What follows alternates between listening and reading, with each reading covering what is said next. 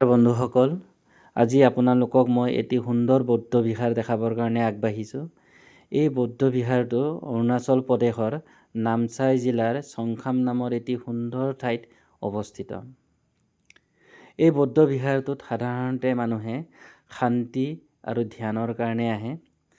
ইয়াত ভগৱান গৌতম বুদ্ধৰ মূৰ্তিৰ সন্মুখত বহি সকলোৱে ধ্যান কৰাৰ সুবিধা লাভ কৰে। লগতে ইয়াত বছৰেকত 3বাৰ আশীৰ্বাদ দিন পালন কৰা হয়। এই 3বাৰ আশীৰ্বাদ দিন 3টা মহান কাৰ্যৰ লগত জড়িত। প্ৰথমটো হ'ল গৌতম বুদ্ধৰ জন্ম, দ্বিতীয়টো হ'ল গৌতম বুদ্ধৰ মোক্ষপ্ৰাপ্তি আৰু তৃতীয়টো হ'ল গৌতম বুদ্ধৰ মহানিৰ্বাণ। লগতে ইয়াত টাই, খামতি আৰু চিংফৌসকলৰ সংস্কৃতি আৰু ঐতিহ্যক ৰিপ্ৰেজেণ্ট কৰি এটি মিউজিয়ামো আছে।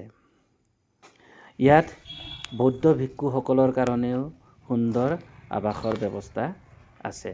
বন্ধুসকল, মোৰ ভিডিঅ'টো চাই আপোনালোকে কেনেকুৱা পালে কমেণ্ট বক্সত জনাব আৰু সময় সুবিধা পালে আপোনালোকে এই বৌদ্ধ বিহাৰটো দৰ্শন কৰিবৰ কাৰণে নাপাহৰিব।